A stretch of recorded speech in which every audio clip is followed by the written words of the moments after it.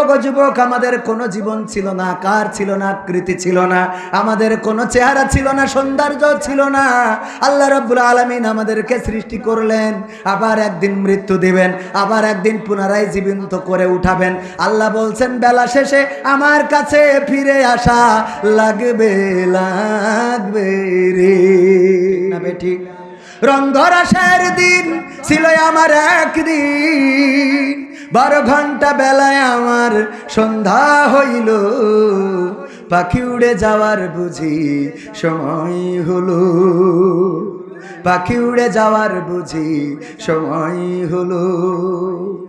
শরীরে চামড়া ছিল টান, মিষ্টি সুরে গাইতাম গান, গলার আওয়াজ আমার কত দূরে যাইতো।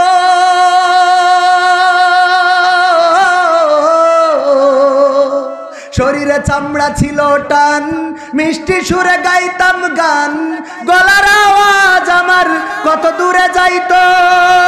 পাইকা গেল মাথার চুল, কথা বলতে পড়ে ভুল, পাইকা গেল মাথার চুল, কথা বলতে পড়ে ভুল, চোখে দেখি গন্ডগোল, দন্ত নড়িল, পাখি উড়ে যাওয়ার বুঝি সময় হলো, পাখি উড়ে যাওয়ার বুঝি সময় হলো।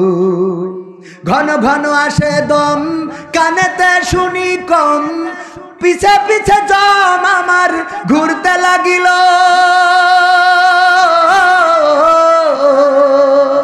ঘন ঘন আসে দম, কানেতে শুনি কম, পিছে পিছে জম আমার ঘুরতে লাগিল।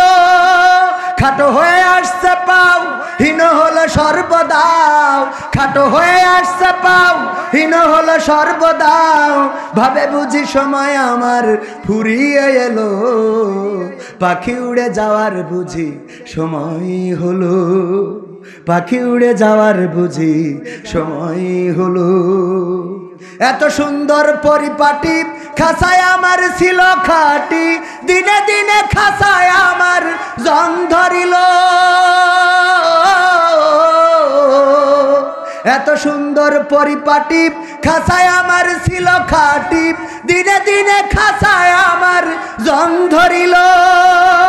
পুরাতন খাসাতে পাখি করে শুধু ডাকা ডাকি, একদিন আমায় দিয়া ফাঁকি উড়িয়া যাইব, পাখি উড়ে যাওয়ার বুঝি সময় হলো, পাখি উড়ে যাওয়ার বুঝি সময় হলো।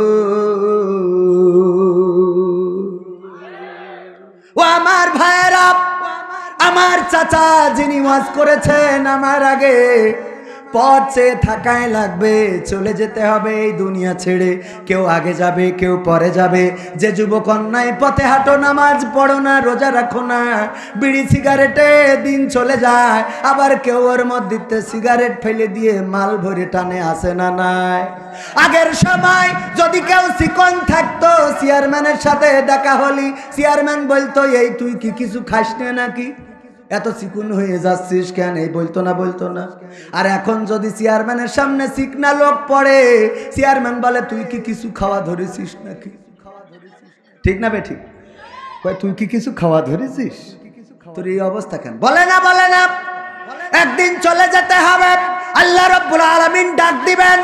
আল্লাহ সূরা বাকারার প্রথম দিকে বড্ড কষ্ট নিয়ে বলছে, কাইফা তাকফুরুনা বিল্লাহি ওয়া কুনতুম আমওয়াতান ফাআহইয়াকুম সুম্মা ইউমিতুকুম সুম্মা ইউহয়িকুম সুম্মা ইলাইহি তুরজাউন।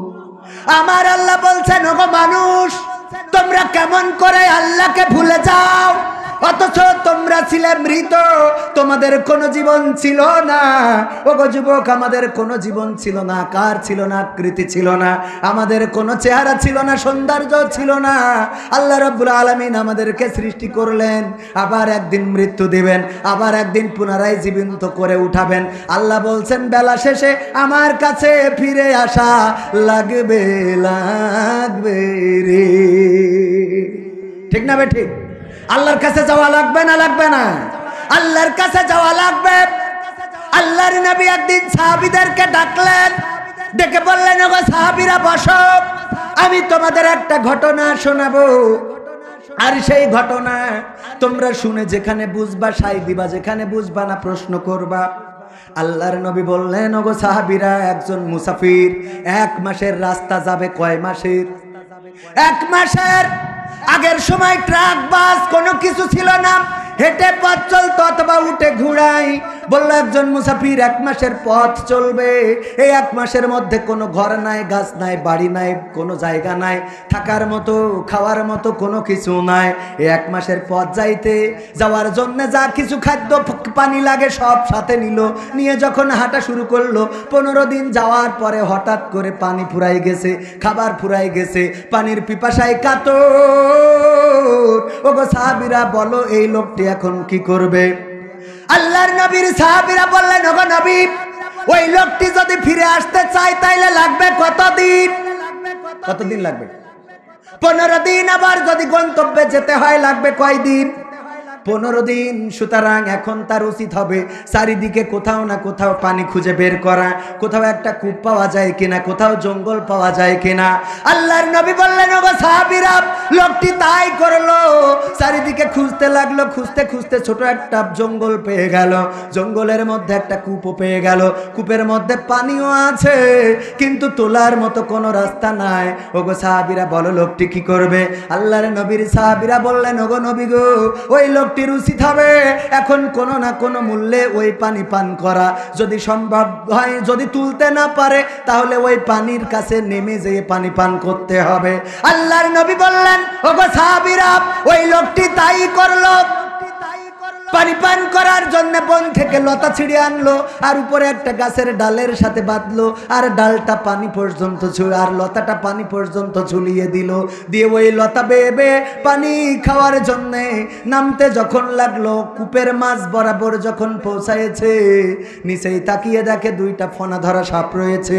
যদি পানি পান করতে নামে গো, তাইলে ওই সাপে সবল দেবে আর ওই লোকটি মারা যাবে। এখন বলো সাহাবীরা, এই লোকটি কি করবে? আল্লাহর নবীর সাহাবীরা বললেন, ওগো নবী, এই লোকটির উচিত হবে ওই পানি পান না করে ওই জায়গা থেকে উপরে উঠে আসা। কারণ যদি পানি পান করতে যায় তাইলে সাপে কামড়াবে, লোকটা মারা যাবে গো। এই জন্য ওর আর পানি পান করা উচিত হবে না, উপরে উঠে আসাই উত্তম। আল্লাহর নবী বললেন, তোমরা ঠিক বলেছ। ওই মুসাফির তাই করলো। ওই লতা বেয়ে যখন উপরে উঠতে চাইলো, উপরের দিকে তাকিয়ে দেখে যেই জঙ্গলে কূপটা পেয়েছে, ওই জঙ্গল থেকে একটা ক্ষুধার্ত বাঘ এসে কূপের মুখে চেয়ে আছে।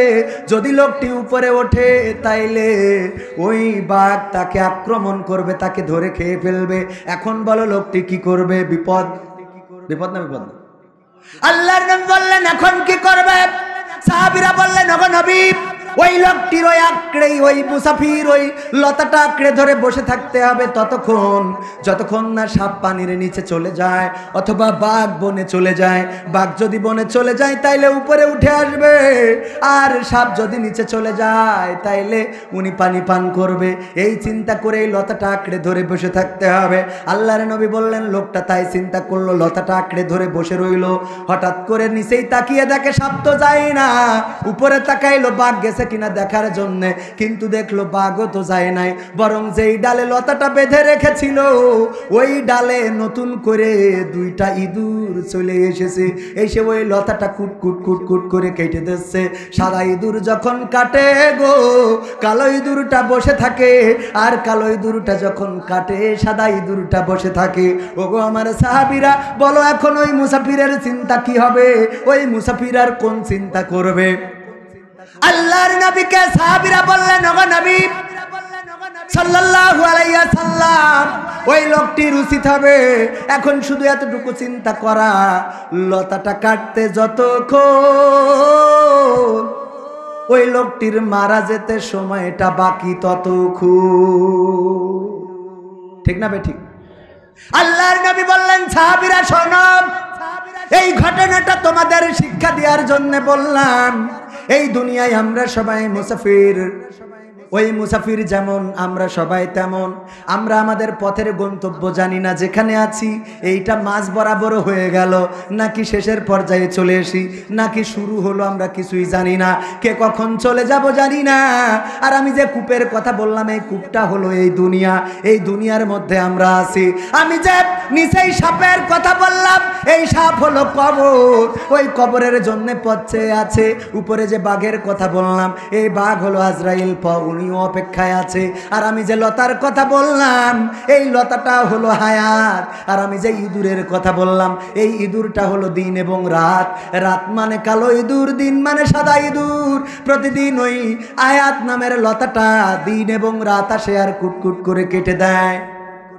সকাল চলে যায়, ওই সকাল আর কোনোদিন আসে না। হায়াত নামের লতা থেকে একটা সকাল পার হয়ে গেল, দুপুর পার হয়ে গেল, সন্ধ্যা পার হয়ে গেল, রাত নামলো, আবার রাত চলে গেল, সকাল আসলো। এই যে কুটকুট করে করে হায়াত যার কার কতটুকু মোটা আমরা কেউ জানি না।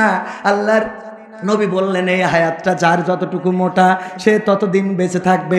রাত এবং দিন নামের ইঁদুর কুটকুট কুটকুট কুটকুট করে কেটে কেটে তোমাকে একদিন কবরের দিকে নিয়ে যাবে, কবরের বাসিন্দা হয়ে যাওয়া লাগবে। সেই কবরে আমরা যাব না, কে কে হাত উঁচু করি?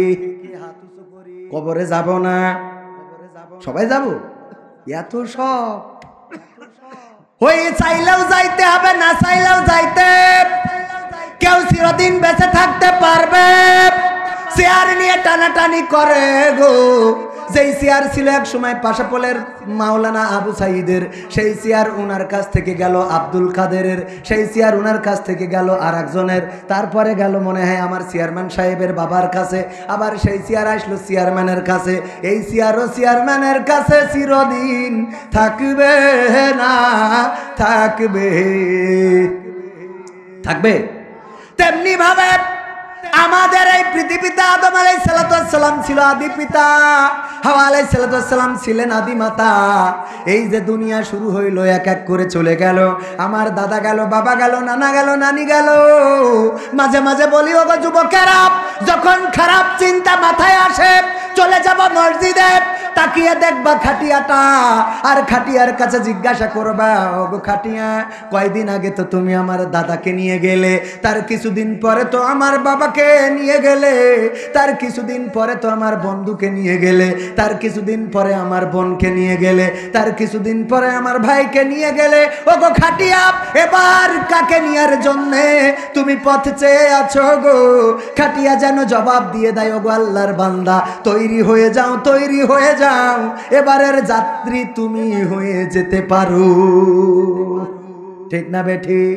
কবরের কাছে যাবেন, খারাপ চিন্তা আসলে ও গো যুবকেরা জেনা করতে মন চায়, মদ খাইতে মন চায়, প্রেম করতে মন চায়, অন্যায় করতে মন চায়, অপরাধ করতে মন চায়, একটু কবরের কাছে যাবেন, যে দেখবেন অমুক কবরবাসী সেও একদিন আপনার মতো ছিল, সেও একদিন তারও একটা বয়স ছিল, তার একটা যৌবন ছিল।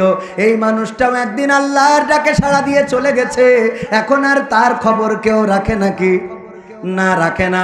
যদি কবরের মাটির কাছে জিজ্ঞাসা করেন ও গো কবরের মাটি, তোমার মধ্যে আমার দাদা ঘুমানো, তোমার মধ্যে আমার বাবা ঘুমানো, তোমার মধ্যে আমার চাচা ঘুমানো, তোমার মধ্যে আমার গ্রামের লোক ঘুমানো, ও গো কবরের মাটি গো, এবার বলো দেখি তোমার ঘরে কার জায়গা হবে? কবর যেন জবাব দিয়ে বলে আল্লাহর বান্দা তৈরি হও, তৈরি হও, তৈরি হও, এবার তোমার ঘরটা আমার মধ্যে হয়ে যেতে পারে। ঠিক না বেঠি? এইবারের ঘরটা তোমার আমার মধ্যে হয়ে যেতে পারে। মা বোনেরা অনেক এসেছে, পুরুষদের থেকে কম না বেশি? বেশি। সব জায়গায় মা বোনেদের বেশি বেশি বিচরণ, বিচরণ। কসমেটিকের দোকানে বেশি আছে না নাই? বাজারে বেশি আছে না নাই? প্রধানমন্ত্রী, আমাদের মাননীয় প্রধানমন্ত্রী নারী না মহিলা? নারী।